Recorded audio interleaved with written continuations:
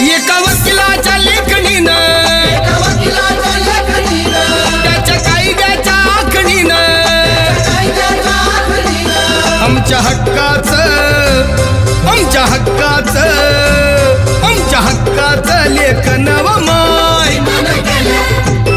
मग कुणी नाही केलं भलं व माय अग दिल्लीचं दालन फुल व माय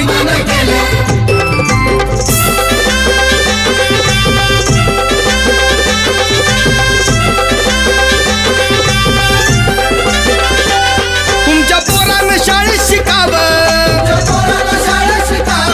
आशाला जारीला मुकावं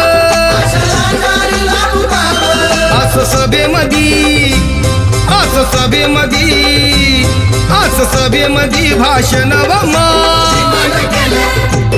मग कुणी नाही केलं भलं